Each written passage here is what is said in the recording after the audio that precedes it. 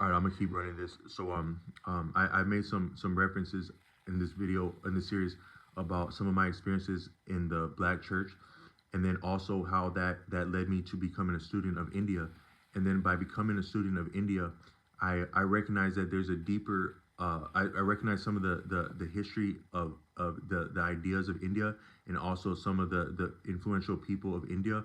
I put together different things that I wasn't handed the an understanding of India directly, but I engaged with outstanding scholarship from India. Prominently would be Arthur Avalon, um, Osho. So Arthur Avalon was a British man who was an excellent student and scholar, and an actual an esquire. It's like the real word for a lawyer going back to like feudal society. Would I think that's like an esquire, and he was actually a justice. He was educated. I want to say it may have been like Oxford or Cambridge or something of that stature of school where he was educated, and his scholarship and his writing would bear out, suss out that type of training that he had. But then also he was a lawyer, and then he would become a judge and also a knight of England, an actual knight. So his name is Sir John Woodrow, and that there's nothing fake about the Sir in his name. And then but he migrated to India at one point. He said that he had a experience similar to what I had. Like I may have had a negative version of this experience in church. Sometimes when people insult you or say mean spirited things to you, that's actually the best thing they can say or do for you if you look at it indirectly, because it makes you better. Sometimes if someone gives you a pat on the back, that pat on the back is going to be the sugar in the tank when you meet your real match and real competition, and you falter or you hesitate because someone had put sugar under your tank by congratulating you. Also, sometimes when someone props you up, like they give you cred, like street cred or props or flowers or rank or stuff like that, that's actually what makes you trip on your face, because you're convinced by their you're convinced by their compliment or their commendation, such that it distracts you and it takes away some of the angle and attitude that you need to fight and stay alert at all times and be attentive to detail. So as soon as someone can butter you up, it can make you fail in a fight. Or and a fight doesn't have to be physical. Or if someone gives you props and they give you a solid one, a salute.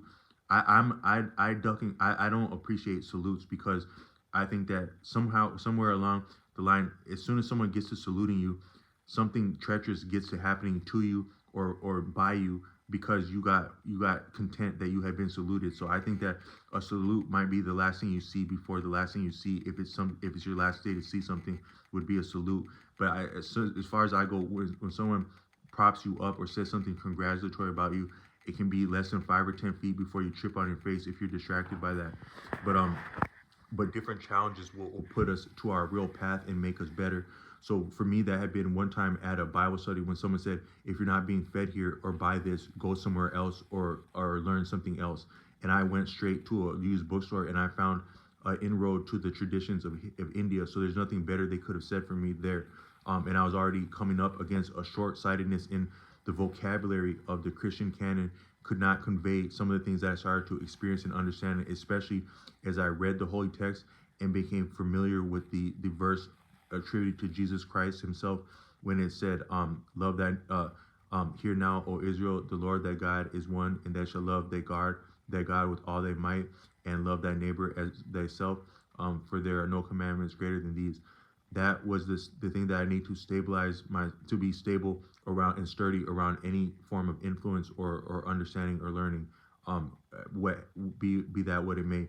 Then also I had the appreciation that true love is to regard the best interest of the best interest of another person as oneself, and also to appreciate another as oneself and oneself as another is actually constitutes enlightenment, if you can taste what that experience is. And that but when I started to experience that, and the what type of thoughts and inspiration would attend that type of thought, there was not a vocabulary in English language or in the Christian church.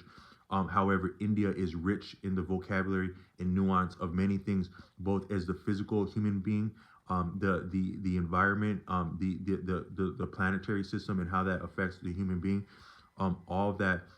India is very subtle, and they have the exact vocabulary and nomenclature and recondite subject matter off the beaten path that you're looking for, if that's what you appreciate. And it goes back way back, thousands of years, to at least the language of Sanskrit, one of the oldest living human languages, that also informs a lot of English words. A lot of words in English, even potentially words that would appear in the Holy Bible as it's been translated into English, would be constituted by Sanskrit as etymology goes. I would conjecture that. Just because Sanskrit has informed English language, even the word man may come from Sanskrit, according to Arthur Avalon. Roughly, I remember him saying that it might have been Saktiman. Sakti is like when you see a very beautiful woman, the essence of a woman, the power of a woman, the life of a woman, the sex appeal of a woman, the chastity of a woman, the prudence of a woman, the pragmatism of a woman, the strength of a woman, the inspiration of a woman can be appreciated as Sakti. That's like a living force, power par excellence is Sakti. Someone that holds Sakti, that Sakti is dear to. I think that's Sakti Man, and I think that might be what the word man comes from, is man in English. I'm roughly speaking with that.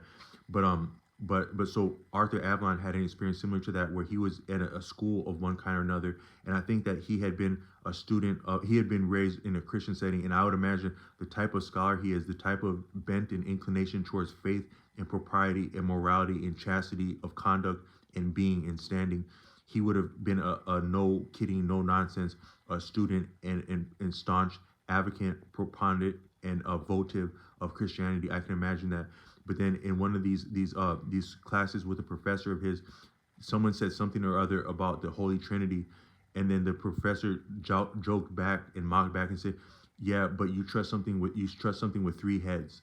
You trust something like that." And that comment was enough for Arthur Avalon to think twice about what he was being told, and at least become interested in a student and open his mind. That person opened his mind with that comment like that. That's actually interesting, because according to Islam, when you worship something, even like so you have in Islam, you have the great prophet Muhammad, but not Messiah Muhammad. Muhammad is not appreciated as a Messiah in Islam, as I understand. He's appreciated as a prophet.